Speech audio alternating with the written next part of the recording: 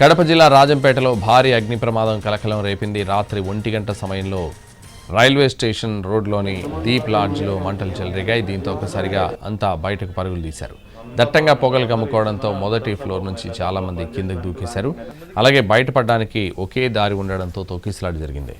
ఈ ఘటనలో ఒకరు సజీవ దహనమయ్యారు, మరికొందరు గాయపడ్డారు. వారిని స్థానిక ప్రభుత్వ ఆసుపత్రికి తరలించారు.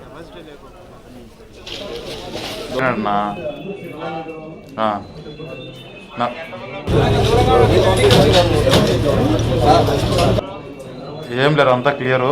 ఒక మనిషి చనిపోయినాడు, 4 ఇంజరీస్ ఉంటే చేతులు కాలింటే వాళ్ళు.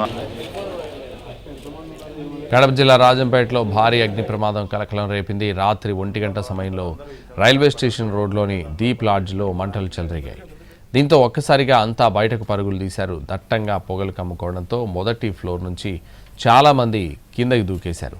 అలాగే బయటపడడానికి ఒకే దారి ఉండడంతో తొక్కిసలాట జరిగింది. ఈ ఘటనలో ఒకరు సజీవ దహనమయ్యారు, మరికొందరు గాయపడ్డారు. వారిని స్థానిక ప్రభుత్వ ఆసుపత్రికి తరలించారు. ఏం లేరు, అంతా క్లియరు. ఒక మనిషి చనిపోయినాడు, 4 ఇంజరీస్ ఉంటే చేతులు కాలింటే వాళ్ళు.